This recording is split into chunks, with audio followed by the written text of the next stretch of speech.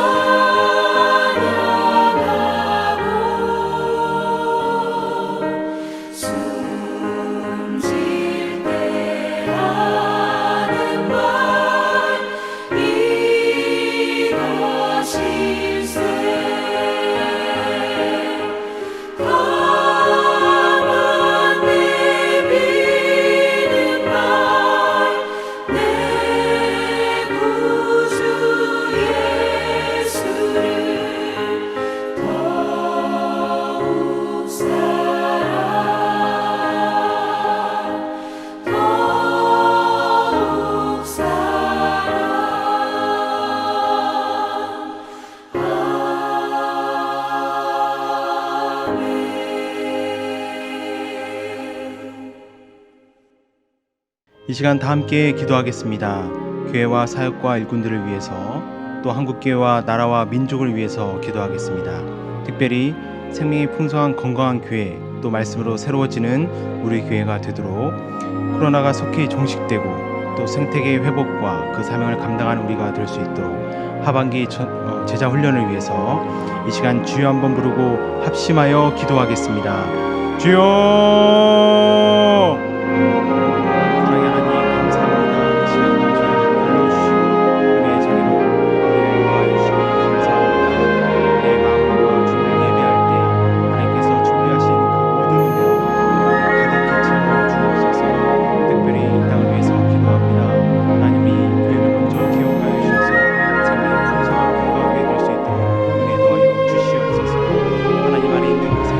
우리 안에 될 수 있도록 도와주시고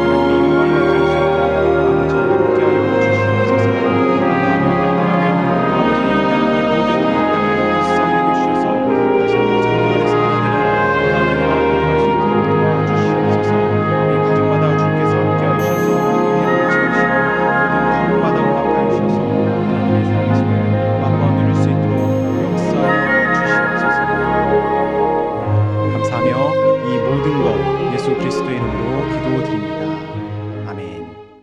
이 시간 하나님께서 우리에게 주시는 말씀은 레위기 2장 1절에서 10절까지의 말씀입니다. 구약 148면에 기록되어 있습니다. 레위기 2장 1절에서 10절까지의 말씀을 교독합니다. 누구든지 소재의 예물을 여호와께 드리려거든 고운 가루로 예물을 삼아 그 위에 기름을 붓고 또 그 위에 유향을 놓아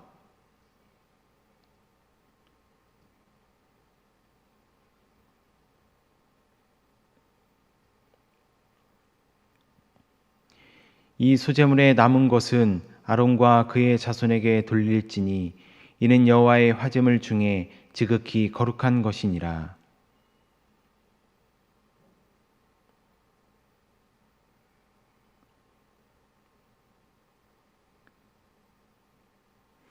철판에 붙인 것으로 소재의 예물을 드리려거든 고운 가루에 누룩을 넣지 말고 기름을 섞어 내가 냄비의 것으로 소재를 드리려거든 고운 가루와 기름을 섞어 만들지니라.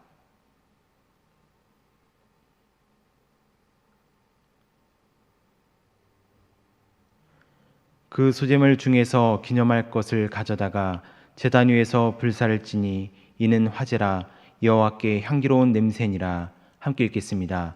소재물에 남은 것은 아론과 그의 아들들에게 돌릴지니 이는 여호와의 화제물 중에 지극히 거룩한 것이니라. 아멘. 이제 레위기의 두 번째 제사인 소제입니다. 먼저 제사를 드리는 사람을 지칭하는 단어인데요. 번제에서는 아담이라는 단어가 사용되었습니다. 반면 소제에서는 네페시라는 단어가 사용되었습니다. 아담은 우리가 잘 알듯이 사람을 지칭하는 단어입니다. 그리고 흙을 뜻하는 아다마에서 유래한 것으로 봅니다. 반면 네페시는 혼, 영혼, 생명이라는 의미를 가지고 있습니다. 여러분, 이 둘의 차이가 말해주는 것이 무엇일까요? 그것은 죄와 그 죄책을 짊어졌던 사람이 번제를 드려 그 짐을 벗습니다. 그리고 이제 순수한 영혼으로서 하나님께 더 가까이 다가가기 위해서 소제를 드립니다. 곧 소제는 죄의 문제를 먼저 해결한 성도가 하나님께 감사와 기쁨으로 드리는 선물에 해당합니다. 여기서 마태복음 5장의 말씀이 떠오릅니다. 그러므로 예물을 제단에 드리려다가 거기서 내 형제에게 원망 들을 만한 일이 있는 것이 생각나거든 예물을 제단 앞에 두고 먼저 가서 형제와 화목하고 그 후에 와서 예물을 드리라. 여러분, 사람과 반목하고 드리는 예배를 하나님께서 기뻐 받아주시겠습니까? 여기서 원망 들을 만한 일임을 기억하십시오. 단지 좀 다툰 것이 아닙니다. 원망 들을 만큼 그렇게 뭔가 큰 죄를 지은 것입니다. 누군가를 아프게 하고 또 낙심하게 만들어 놓고 나는 하나님 앞에서 예배를 드리겠다 하는 것은 때때로 악한 일입니다. 그런 예배는 하나님이 결코 받지 않으십니다. 상대방이 마음을 풀지 않으려 할 수도 있습니다. 하지만 잘못을 한 내 입장에서는 최선을 다해 용서를 구해야 합니다. 그리고 관계를 회복하고자 하는 노력이 있어야 할 것입니다. 또 기회를 붙잡아서 계속해서 화해를 신청해야 합니다. 반대 입장이라도 마찬가지일 것입니다. 나에게 무엇인가 잘못을 한 사람에 대해서도 우리가 성도라면 적극적으로 그를 용서하고 품고자 하는 모습이 있어야 합니다. 설령 그렇지 못할 만큼 마음이 상했다 할지라도 우리는 하나님께 내 마음 그대로를 토로하고 또 도움을 구할 수는 있습니다. 그런 후에야 비로소 우리 안에 하나님을 향한 기쁨이 회복이 됩니다. 그리고 감사함으로 하나님께 예배를 드릴 수 있는 것입니다. 다음은 제물에 대한 규정인데요. 소재의 제물은 크게 두 가지가 있습니다. 하나는 고운 가루이고 다른 하나는 가루를 화덕에 구운 것입니다. 그래서 고운 가루를 드릴 때에는 기름과 유향을 섞어서 드리고 화덕에 구운 것으로 드릴 때에는 기름만 섞어서 드립니다. 이에 더해서 몇 가지 추가 규정이 있는데요. 먼저 모든 소재물에 결코 넣어서는 안 되는 것이 있습니다. 그것은 누룩이나 꿀입니다. 그래서 화덕에 구운 것을 드릴 때 무교병, 곧 누룩이 없는 채로 드려라, 그렇게 말씀하시는 것입니다. 반면 제물을 올리기 전에 반드시 첨가해야 하는 것이 있습니다. 그것은 바로 소금입니다. 마지막으로 같은 곡식이지만 첫 이삭을 소재로 드리는 규정은 좀 다릅니다. 한 가지가 추가가 되는데요. 바로 가루로 만드는 것이 아니라 먼저 불에 볶고 그리고 그 후에 가루로 만들어서 드립니다. 그리고 고운 가루를 드리는 규정을 따라 드리게 됩니다. 이러한 제물의 규정에도 굉장히 많은 그러한 중요한 의미들이 담겨 있습니다. 하지만 시간상 모든 의미를 살펴볼 수는 없기 때문에 고운 가루를 중심으로 해서 그리고 그 중에서도 의미 하나만을 우리가 살펴보겠습니다. 당시에 보면 가루를 지칭하는 단어가 두 가지가 있었습니다. 하나는 일반적으로 이 껍질과 함께 통째로 대충 갈아서 만든 가루가 있습니다. 다른 하나는 껍질을 완전히 벗겨내고 그 나달들을 모아서 할 수 있는 한 계속 이렇게 곱게 갈아서 만든 가루가 있습니다. 그래서 밀가루 중 최상품에 해당합니다. 그렇다면 본문에서는 어떤 단어가 사용되었을까요? 후자입니다. 나달들을 이렇게 할 수 있는 한 계속해서 곱게 갈아 만든 가루, 곧 밀가루 중에 최상품을 지칭합니다. 우리가 어제 살펴보았듯이 번제에 사용된 제물의 경우를 보면 가축 중에서 정신과 육체 모두가 완전한 그런 짐승을 드려야 했습니다. 그런데 그런 짐승은 있을 수 없다고 말씀을 드렸죠. 단지 자식처럼 기른 그것을 하나님께서 흠없는 것으로 그냥 간주해 줄 뿐입니다. 곧 여기에는 하나님의 개입이 있는 것입니다. 자격 없는 것을 자격 있는 것으로 인정해 주시는, 그렇게 받아주시는 은혜가 있습니다. 반면 고운 가루의 경우에는 예배자가 자신의 전적인 헌신으로 곡식을 갈고 또 갈아서 완전한 가루를 만들어 드려야 합니다. 예배자의 온전한 헌신만이 있을 뿐인 것입니다. 여러분, 이것이 바로 번제와 소제의 큰 차이점입니다. 번제, 곧 흠없이 드리는 것은 아무리 노력해도 우리가 결코 할 수 없는 일이죠. 그래서 하나님의 전적인 개입이 필요합니다. 부정한 것을 정하다 하시는 하나님의 그러한 선언과 여전히 더러운 존재를 받아주시는 그러한 하나님의 한없는 사랑과 낮아지심이 필요합니다. 그 사건이 바로 예수님의 십자가 사건이 아니겠습니까? 하지만 소제의 경우는 완전히 다릅니다. 소제는 하나님께 드리는 선물입니다. 내 헌신을 드리겠다는 결단이죠. 그렇다면 여기에는 반드시 나의 정성이 담겨야 합니다. 헌신에 대한 결단만큼 그러한 진심과 실제적인 노력이 담겨야 합니다. 그렇지 않으면 하나님이 받지 않으십니다. 하나님께 최고를 드리겠습니다. 말은 그렇게 하면서도 실제로는 아니라면 여러분 받지 않으시는 것이 당연하지 않겠습니까? 더구나 하나님께서 번제를 받아주셨습니다. 제사답지 않은 제사를 받아주신 것이죠. 아무리 노력해도 결코 완전할 수 없는 그것을 하나님이 받아주시고는 완전하다, 그렇게 인정을 해 주셨습니다. 자, 그렇다면 이제 우리가 전심으로 최고의 소제를 드리는 것이 마땅하지 않겠습니까? 감당할 수 없는 은혜를 받은 자로서 우리의 작은 정성을 드리는 것이 마땅합니다. 하지만 우리는 여전히 내 탐욕으로 살고 있습니다. 먼저 하나님께 최선을, 진심을 드리지 못합니다. 하나님께 무엇인가 받기 위해서는 우리가 굉장한 열의와 정성을 다하지만 정작 하나님의 뜻에 순종하고 하나님의 마음으로 사는 일에는 무관심합니다. 더구나 우리는 사람에게도 진심을 주지 못합니다. 하나님께 소제를 드리는 사람은 곁에 있는 사람에게 무례할 수 없습니다. 왜냐하면 예수님의 사랑은 언제나 세상에 낮고 천한 이들에게 향했기 때문입니다. 늘 연민의 마음이 있었습니다. 그 마음을 잃어버린 존재는 결코 성도라고 할 수 없겠죠. 하지만 지금 우리는 우리 안에 여전한 탐욕 때문에 다른 이들을 돌아볼 여유가 없습니다. 심지어 내 의로움을 위해서라면 남에게 피해를 주고 억압하고 폭력을 휘두르는 것도 불사합니다. 세상의 빛과 소금이 되어야 할 우리가 우리 교회라는 그러한 군중 심리 가운데 나와 우리만의 두꺼운 벽을 쌓고 있습니다. 그렇게 진심으로는 하나님을 사랑하지 않고 사람을 사랑하지 않는 것이 우리의 솔직한 모습이 아니겠습니까? 물론 우리가 그럴 때가 있었죠. 그동안은 하나님을 사랑하고 이웃을 사랑했을 것입니다. 하지만 진짜 모습은 위기 가운데 드러납니다. 지금의 위기 앞에서 우리의 모습은 어떻습니까? 위기 앞에서의 모습을 통해 그동안 우리 안에 무엇이 있었는지, 또 우리가 진정 무엇을 위해서 그렇게 열심히 신앙을 해온 것인지 직면하게 됩니다. 여러분, 직면을 두려워하지 마십시오. 직면해야 알 수 있습니다. 직면하면 변화가 시작이 됩니다. 오히려 우리가 그동안 직면해 오지 않았기 때문에 우리 안에 서서히 변질되어 온 신앙을 우리가 깨닫지 못했습니다. 우리가 탐욕 앞에서 얼마나 많이 무릎 꿇어 왔는지를 알지 못했습니다. 이제라도 직면할 수 있기를 소망합니다. 하나님의 말씀이라는 거울로 우리 스스로를 들여다보는 것입니다.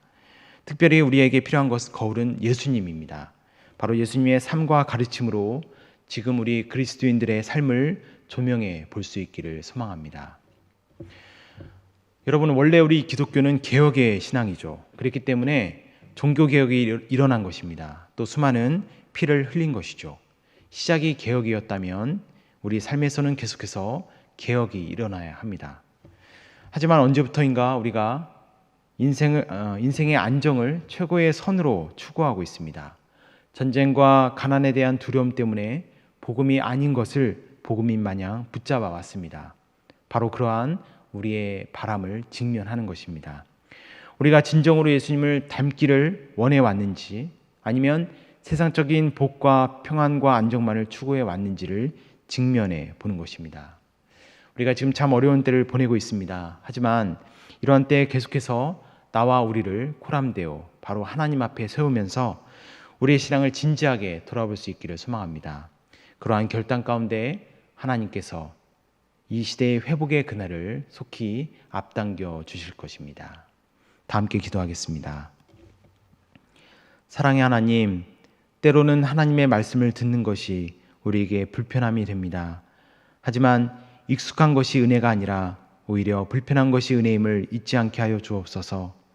하나님께서도 우리를 구원하기 위해서 낮고 불편한 이 땅에 육신을 입고 오셨고 그 은혜로 우리가 살아났습니다. 하나님의 그 희생을 본받아서 우리도 계속해서 불편한 자리로 내려가고 그 결단을 통해 이 세상 가운데 빛과 소금이 되어 회복의 그날에 동참하게 하여 주옵소서. 이 시간 드린 귀한 예물과 또 우리의 정성을 받아주시고 사모하는 심령마다 예배하신 은혜로 채워주셔서 나를 늘 사랑하시고 기억하시는 하나님만 의지하며 살게 하여 주옵소서. 감사하며 예수 그리스도의 이름으로 기도드립니다. 아멘. 하늘에 계신 우리 아버지, 아버지의 이름을 거룩하게 하시며 아버지의 나라가 오게 하시며 아버지의 뜻이 하늘에서와 같이 땅에서도 이루어지게 하소서. 오늘 우리에게 일용할 양식을 주시고 우리가 우리에게 잘못한 사람을 용서하여 준 것 같이 우리 죄를 용서하여 주시고 우리를 시험에 빠지지 않게 하시고 악에서 구하소서. 나라와 권능과 영광이 영원히 아버지의 것입니다. 아멘.